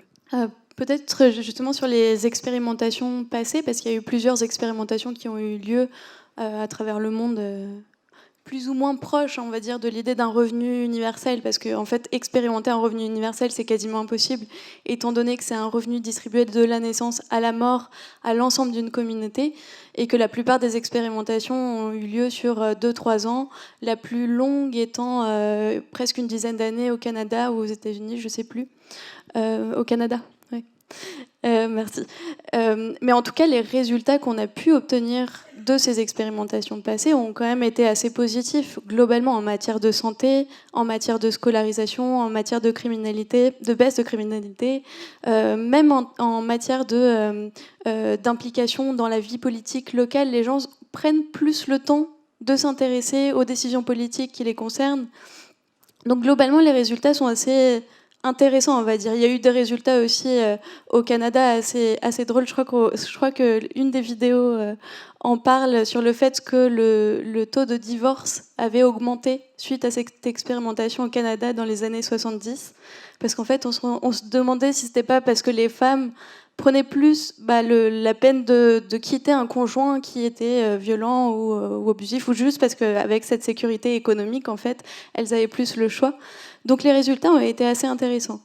Et en matière d'échelle d'expérimentation, aujourd'hui, nous, ce qu'on défend vraiment, c'est l'idée de pouvoir expérimenter à l'échelle d'un territoire donné. Et non pas comme en Finlande, où l'expérimentation qui s'est terminée en décembre dernier a été faite sur une base de tirage au sort sur 2000 personnes à travers le pays. Là, l'idée, ce serait vraiment de pouvoir analyser non seulement le résultat économique, mais aussi les interactions sociales entre des personnes qui viennent d'origines sociales différentes, en fait. Et donc ça, ce serait très intéressant. Et aujourd'hui, en France, il y a notamment 2 initiatives qui sont plus ou moins proches d'un revenu universel. La première, c'est dans la ville de Grande-Synthe. L'ancien maire Damien Carême, donc la ville de Grande-Synthe, qui est aussi membre du mouvement français pour un revenu de base, avait annoncé qu'il voulait expérimenter le revenu universel à l'échelle de toute la ville. Donc finalement, parce que pour des raisons législatives, c'est assez compliqué de l'expérimenter sans avoir une loi qui permette l'expérimentation, il a opté, on va dire en phase transitoire, sur un revenu minimum garanti, qui est en gros l'idée de dire, dans ma ville, personne ne vivra en dessous de 850 € par mois. Et donc ça a été mis en place en début d'année. L'autre expérimentation qui est très intéressante aussi, c'est celle du projet Terra, un éco-hameau dans le Lot-et-Garonne, qui s'est lancé il y a 2 ans maintenant, je crois, et qui est une expérimentation qui sera sur 10 ans dans un éco-village où toutes les personnes devraient recevoir un revenu universel sous forme de monnaie citoyenne locale. Donc l'objectif, en fait, c'est vraiment de faire en sorte que l'économie circule sur le territoire, de revitaliser aussi l'économie dans des territoires qui aujourd'hui sont désertés. Margot ? Je rajoute juste un truc, pardon. La première chose, c'est que dans la communauté Cherokee, c'est 50% des revenus du casino qui sont affectés aux revenus de base et 50% à la vie politique, donc les écoles, les hôpitaux, etc. sont payés, que ça pose quand même des vraies questions sur le fait que la communauté soit réduite sur qui y a droit et qui y a pas droit. C'est pas traité dans l'épisode, mais évidemment, le voisin d'à côté qui vit dans les mêmes conditions et qui n'a pas 100% de sang Cherokee et qui n'en bénéficie pas, ça crée des tensions qui sont un peu discutables. Et j'en profite pour dire aussi qu'il y a d'autres épisodes, donc il y a l'URL qui, une fois les questions passées, mais il y a d'autres épisodes de la série qui traitent d'autres expériences, notamment une au Kenya, qui est prévue pour durer 12 ans, financée par la Silicon Valley, donc financée par une initiative privée. Il y a une expérience assez barrée qui démarre en Hollande, qui est poussée par les libertariens, qui crée une monnaie virtuelle en même temps qu'un revenu de base, qui serait basé sur nos bonnes actions et les notes que nos voisins et nos concitoyens nous mettent. Et il y a un épisode sur l'organisation de l'expérimentation qui devait être pilotée par la Gironde, qui est assez proche du revenu universel d'activité dont on parlait tout à l'heure, qui consiste à fusionner les minima sociaux que sont les APL, la prime d'activité et le RSA, notamment en l'étendant aux gens de moins de 25 ans. Donc il y a une grosse réflexion économique là-dessus, et qui donne aussi des informations sur combien ça coûte, et notamment combien ça coûte par rapport aux investissements actuels dans l'éducation nationale ou d'autres domaines de l'État. Alors, est-ce qu'il y a d'autres questions ? Oui, ici. Bonsoir à toutes et à tous. Relevez la main parce qu'on n'a pas vu. Ah, voilà, merci. Je voulais savoir pourquoi avoir confondu la définition de salariat et de travail. J'en ai une autre question, c'est peut-on faire cohabiter ce revenu universel avec le salariat et ensuite comment assurer une répartition du travail juste sans quelque part cette motivation qui est les inégalités salariales ou les inégalités de revenus. Ça fait beaucoup de questions. Est-ce que vous avez eu le temps de les noter?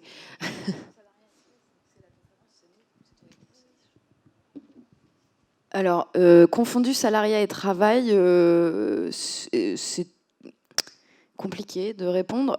Aujourd'hui, on a considéré dans la série et du coup dans l'approche de la conférence que dans l'obligation, entre guillemets, d'aller travailler, il y avait une notion de rémunération, qu'effectivement, on entendait le travail au sens de gagner sa vie, et donc de ce qui représente comme contrepartie à la possibilité d'avoir un revenu de subsistance à minima. Donc ça a été un parti pris. Ça a été un parti pris aussi parce qu'on considère. Enfin, moi, j'entends le travail comme une activité rémunérée, et effectivement, sinon, une activité au sens large qui pose, qui n'est pas du tout éludée, qui pose plein de questions, notamment sur la zone grise, ce dont on parlait tout à l'heure sur ce qui n'est pas rémunéré directement, mais qui économise de l'argent dans un foyer, que ce soit le fait de s'occuper des enfants, des parents, ou le volontariat, le bénévolat, toute cette activité qui ne rentre pas dans le calcul du PIB aujourd'hui et qui est un vrai sujet. C'est-à-dire qu'aujourd'hui, on calcule l'activité d'un pays, vous dites c'est 20 points de PIB, c'est 20% du PIB. Le PIB aujourd'hui ne compte pas toute une partie de l'activité des individus. Ce qui est un autre sujet pour une autre conférence la prochaine fois. Alors, qui poursuit dans les réponses? Daniel? Oui, je vais bien dire un petit mot sur quelque chose qui, par exemple, m'a semblé très intéressant dans la question de l'allocation universelle. C'est que début des années 70, en réalité, il y a toute une série de théoriciennes féministes qui vont s'emparer de cette idée de l'allocation universelle. Elles vont parler au départ de wages for housework, de salaire pour le travail domestique. Et ça a été aussi un moyen pour toute une série de personnes d'interroger, de questionner, de subvertir qu'est-ce que le travail. Pourquoi est-ce que quand mon mari va à l'usine, c'est considéré comme du travail, et puis quand moi je m'occupe des enfants et je fais du travail domestique, ce n'est pas considéré comme du travail. Et je pense que ça, évidemment, ça a été un moment très utile, et ça a permis vraiment de réfléchir à la définition du travail, à qu'est-ce qui doit être considéré comme du travail. Et bon, ma réponse, c'est que c'est politique, et que c'est politiquement qu'on définit ce qui n'est, ce qui n'est pas, ce qui doit être reconnu, ce qui a de la valeur, ce qui n'en a pas. Et de ce point de vue-là, je pense aussi que la réponse aujourd'hui doit être politique, doit être collective. Or, implicitement, l'idée avec l'allocation universelle, c'est que c'est individuellement que chacun va décider ce qui fait sens pour lui, ce qu'il veut faire. Alors, bien entendu, on a chacun nos loisirs, on a chacun nos passions, mais je pense aussi que notre société aujourd'hui fait face à des problèmes qui sont gigantesques, la question de l'environnement, la question des inégalités hommes-femmes, et on ne pourra répondre à ces questions qu'en redéfinissant ce qu'est le travail, qu'en décidant collectivement de créer une série d'emplois qui vont permettre de faire une transition écologique qui ne se fera pas spontanément. Ce n'est pas parce qu'on va recevoir une allocation universelle que la transition écologique va s'opérer. Il va falloir à un moment donné qu'on se mette tous ensemble et qu'on décide qu'il faut créer ce type de travail, que ça doit être fait, qu'il faut plus rémunérer les crèches, qu'il faut créer des crèches publiques. Donc voilà, ça je pense que c'est un travail collectif et qui mérite qu'on y pense collectivement et pas simplement de manière individuelle. Voilà.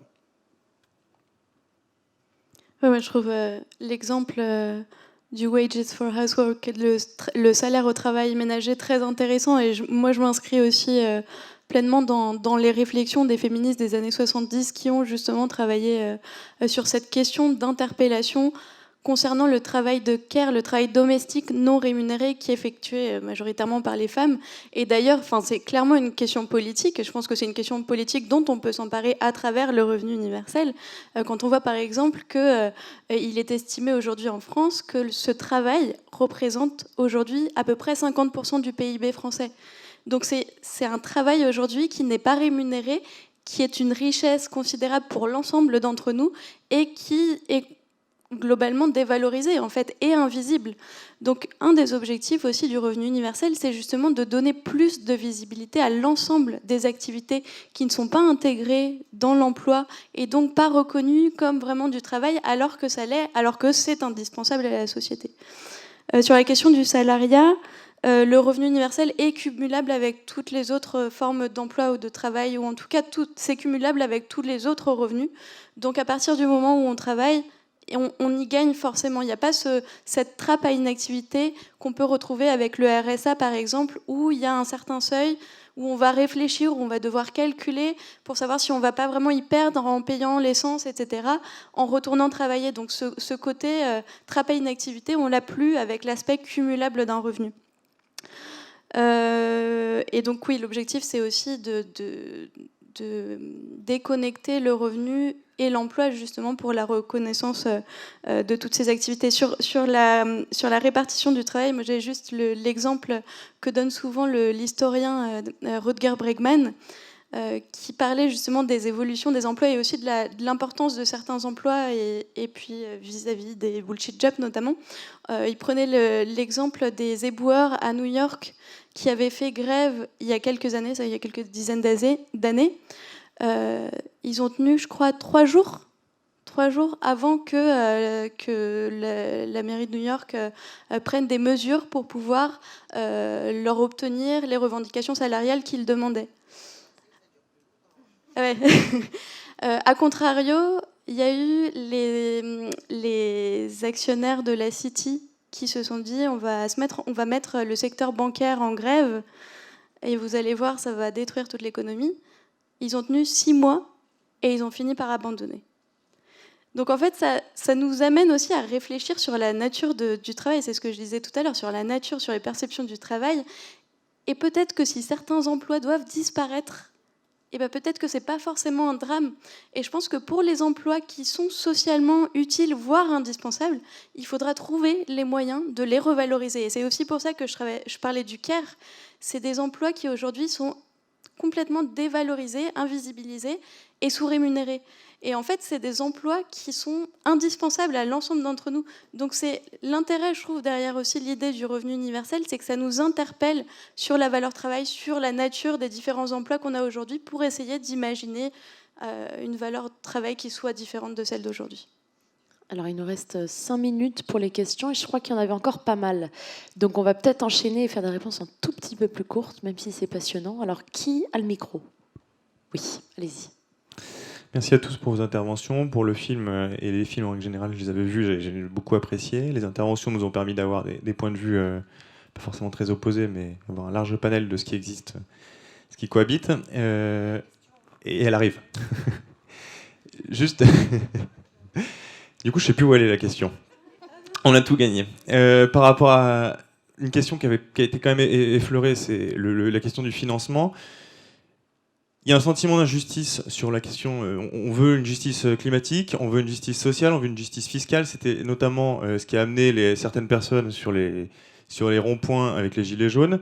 Ça, comment est-ce qu'on y arrive? Comment est-ce qu'on arrive à une vraie justice sociale sans poser des vrais enjeux sur la table qui méritent de refondre la fiscalité? Et du coup, quels enjeux est-ce qu'on peut mettre autres sur la table que la question de la pauvreté, avec les 9 millions de personnes dont Nicole a parlé tout à l'heure, et la question aussi du mal-être au travail, dont vous avez tous les trois parlé, et dont l'un des films a parlé, je ne sais pas si c'est celui de ce soir a parlé, mais voilà. Je pense que comment est-ce qu'on trouve, quelle réponse on peut apporter, même si ça coûte cher?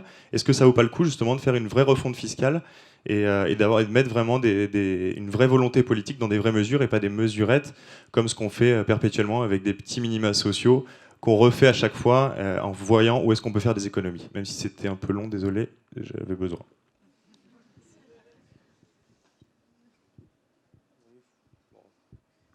Bon, mais peut-être une petite... Ouais, peut-être prendre plusieurs...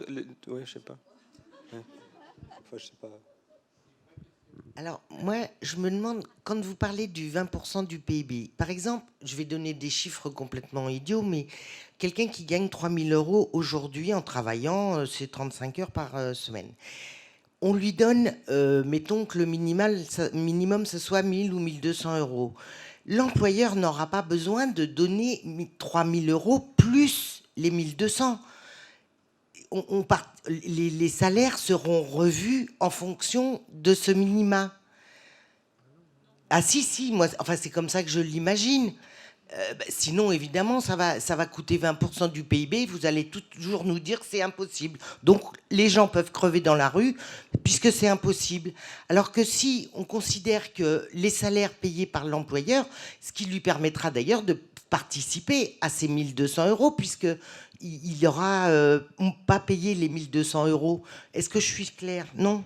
Alors, je gagne 3 000. Mon employeur ne m'en versera plus que 1 800, puisque j'en aurais touché 1 200. Alors, réexpliquez peut-être. Réexpliquez un petit peu.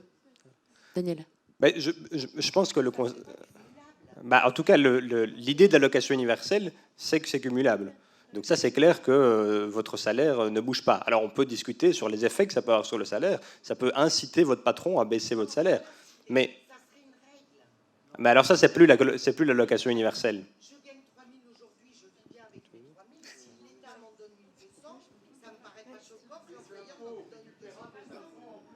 Alors, mais c'est pas le but, c'est pas l'objectif. Il y a une proposition qui rejoint un peu la question précédente. Alors, si on peut écouter la réponse. C'est pas vraiment une réponse, mais ça rejoint la question qui était posée avant. Il y a des alternatives à l'allocation universelle dans les mêmes démarches qui sont l'impôt négatif, par exemple. C'est-à-dire de dire les gens qui gagnent un certain niveau de salaire payent des impôts, au-delà de 3 000 à 4 000 euros, je ne sais pas quel est le revenu mensuel, et en dessous d'un certain montant d'imposition, on leur reverse de l'argent. Alors je vais vous laisser nous dire qui défend ces idées-là, parce que moi je ne suis pas capable de dire ça, mais qui est une réflexion sur la fiscalité, c'est-à-dire de se dire est-ce qu'en fait le revenu universel vient d'une aide de l'État telle qu'elle est pensée aujourd'hui, c'est-à-dire je vais demander une aide et on me verse de l'argent et ça n'a rien à voir avec le reste de mes activités, ou est-ce que ça peut être pris en compte dans un rapport à la fiscalité qui permettrait une forme de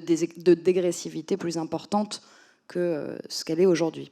Mais le revenu universel n'a aucun impact aujourd'hui sur le salaire potentiel.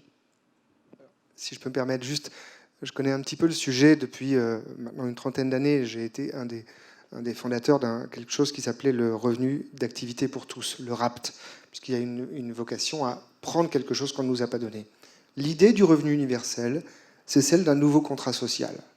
Ce n'est pas une question fiscale, ce n'est pas une question de justice sociale, c'est celle d'un nouveau contrat social, complet. C'est-à-dire que, en tout cas, une partie des gens qui portent l'idée d'un revenu, non pas universel, mais un revenu de base ou autre, avec la problématique que les libéraux ont problématisé le revenu universel comme une façon de ne plus faire de justice sociale, puisque, comme tout le monde a un revenu de base, on n'a plus besoin de redistribution telle qu'elle est aujourd'hui. La question qui est posée par le revenu universel, et qui, à mon avis, est bien retranscrite par les différents reportages que l'on voit, c'est que quel que soit l'endroit où vous considérez les choses, vous avez la nécessité d'un nouveau contrat social passé entre une collectivité, un État, une région, une ville, les Cherokees, une collectivité. Je vous le dis, le revenu universel existe déjà. Chez les mafieux, on les paye pour ne rien faire. Il y a un revenu universel. Chez tout un tas de petites communautés dans lesquelles, notamment, les revenus sont extrêmement importants, les vendeurs d'armes, les mafieux qui font plutôt dans le sexe et la drogue, tout un tas de communautés qui ont beaucoup de taux de profit élevés, eh bien, il y a un revenu universel. On paye des gens sans qu'ils aient besoin de faire grand-chose. Il y a tout un tas d'autres personnes qui n'ont pas d'activité réelle et qui ont un revenu de base parce qu'ils font partie de telle famille. Chez les Mulliers, par exemple, la famille Mullier, il y a 5 000 personnes qui ont environ 5 000 euros juste parce qu'ils font partie de la famille Mullier. Donc, ces systèmes-là existent déjà, et c'est pour ça que j'insiste sur le côté familial de la chose chez les Mulliers ou dans la mafia, c'est qu'en réalité, c'est un nouveau contrat que vous passez avec votre appartenance collective. Et c'est pour ça qu'en effet, comme le disait monsieur, ça pourrait se voir dans certaines villes, si les villes décidaient de revenir, comme Genève, par exemple, sous Rousseau, des endroits qui organisent l'activité sociale et politique. On pourrait voir des villes ou des régions. Rhône-Alpes, c'est le même PIB que l'Israël, par exemple. On pourrait dire la région Rhône-Alpes, qui est une région riche, décide d'instaurer un revenu universel. Mais alors, madame, pour répondre, ce n'est pas une question d'employeur, c'est une question de rapport à l'autorité politique qui vous rejoint, qui vous rassemble. Bref, qui vous relie, c'est du religieux finalement. C'est transcendant, il y a une question de transcendance. Et ça vient en plus de tout ce que vous gagnez par ailleurs. En effet, ça peut être redistribué parce que vous payez plus d'impôts, mais pas forcément. Et donc, j'en viens au point final, à mon sens, qui est que le revenu universel, c'est une réinvention de ce que peut être le rapport d'un État à ces citoyens, entre guillemets. Ce n'est pas un rapport uniquement économique, c'est un rapport social, fondamental, qui est, vous existez, vous avez le droit d'avoir de quoi vivre. Et ensuite, vous faites ce que vous voulez de votre vie. C'est un rapport de confiance nouveau, c'est un rapport de déférence, vous appartenez à cette communauté, et il y a tout un tas de choses qui viennent derrière. Donc c'est pour ça que c'est à la fois une problématique très philosophique, et pas seulement économique. Et je donnerai un exemple que vous connaissez tous, et vous avez bien vu que tout le monde se trompe quand il demande à vivre mieux. Les Gilets jaunes demandaient à gagner plus de sous, et ils demandaient à Macron de le faire. La seule réponse que Macron aurait pu faire, c'est d'instaurer un revenu universel, puisque ce n'est pas lui qui décide des salaires, comme vous le disiez très bien à l'instant. Donc il y a là une demande de plus en plus forte, je pense, dans notre société où le travail n'est plus organisateur de qui nous sommes, ne dit plus ce à quoi nous avons droit. Il y a une demande, je dirais, de religare, de religieux, qui est « je voudrais que l'État, Macron, enfin les riches, enfin je ne sais pas qui, me donne de l'argent pour vivre ». Et enfin, dernier point, vous l'avez noté tout à l'heure, mais c'est quand même toujours utile de le dire, il y a eu des périodes, beaucoup de périodes dans l'histoire, où on ne pouvait pas gagner autant d'argent quand d'autres gagnaient aussi peu. Et la question du revenu universel, elle vient aussi se poser à ce moment-là de l'histoire de l'humanité, où des gens gagnent 500, 600 fois plus que d'autres.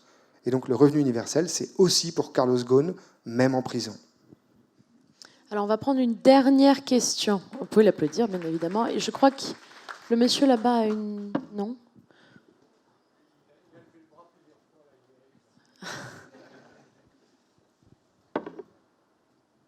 Alors allez-y.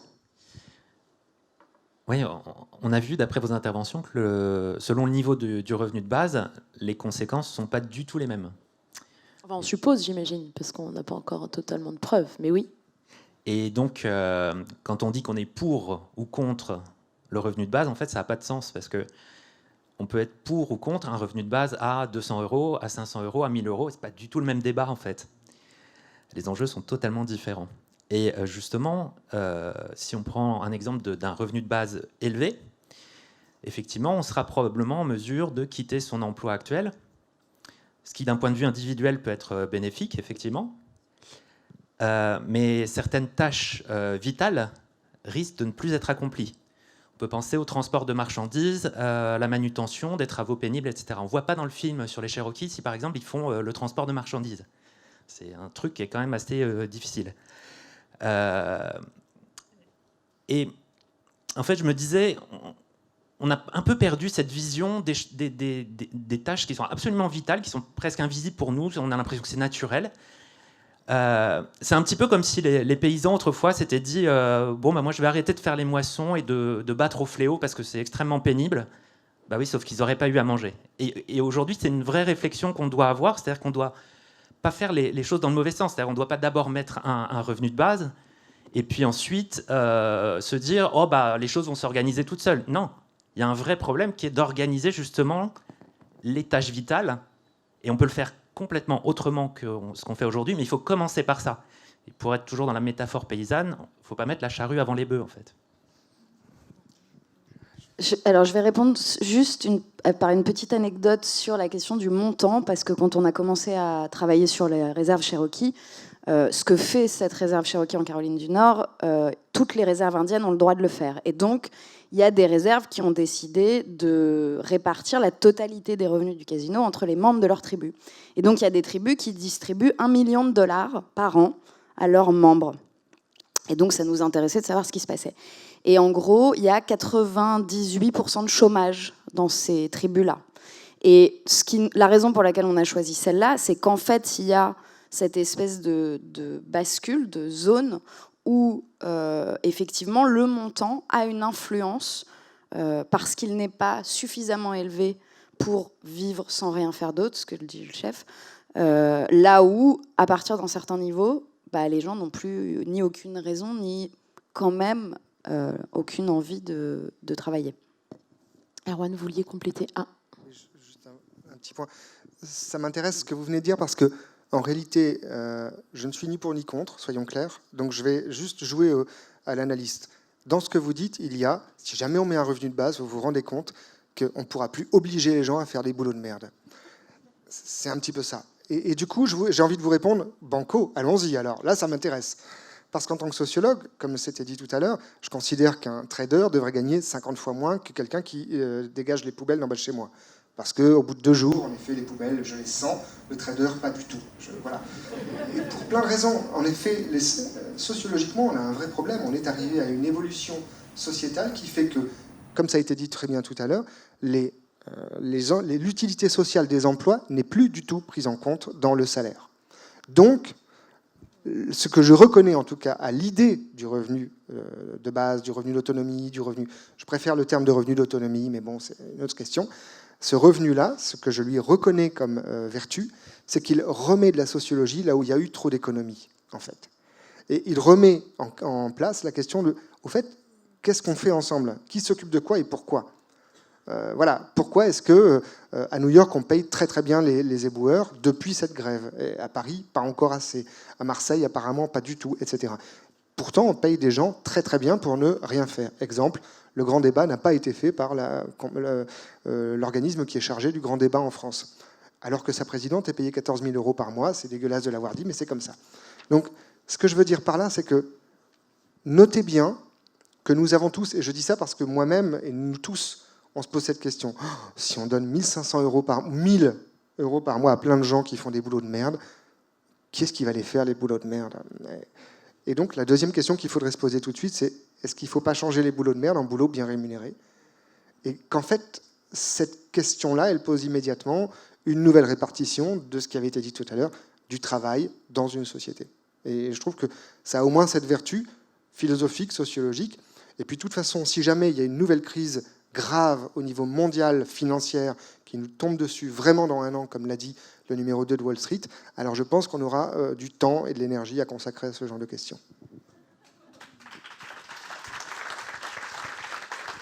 Nicole, ce sera le mot de la fin et après ce sera Margot qui aura le vrai mot de la fin. Oui, non, je ne reviendrai pas sur le côté philosophique très intéressant de cette question qui revient très souvent de qu'est-ce qu'on va faire de tous ces emplois pénibles, mais pourtant indispensables si personne veut les faire. Et du coup, c'est vrai que c'est assez intéressant, mais juste pour y répondre, il y a plusieurs solutions qui existent aujourd'hui.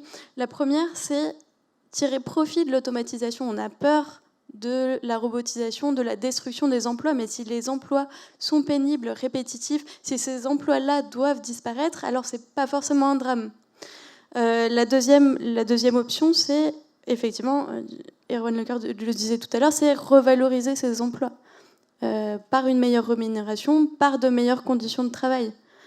Si c'est vraiment des emplois indispensables et utiles, on trouvera les moyens de les revaloriser. Et la troisième option, c'est de faire soi-même ou de faire collectivement, de réorganiser la société pour faire ces emplois ou ces tâches qui sont pénibles, pour que ça ne pèse pas uniquement sur des personnes individuelles qui le font parce qu'elles n'ont pas le choix. Voilà. Alors, c'est quasiment la fin. Margot, on va vous laisser seule sur scène pour le mot de la fin. Où on peut rester? Bon, on reste. Alors, on reste. Franchement, je préfère. Donc juste avant qu'on aille boire des coups, parce que c'est quand même, il est temps. C'est Arte qui nous invite, je tiens à le dire. C'est Arte qui nous invite. Où est Marianne? Merci Marianne. Merci Marianne, merci Grégoire, merci tous les gens d'Arte qui sont présents. Juste pour vous dire, donc la série, il y a 6 épisodes vidéo, 5 en plus de celui que vous avez vu, qui se passe dans 5 pays différents sur des expériences ou en questionnant le rapport au travail. C'est l'URL du site pour aller voir les autres épisodes.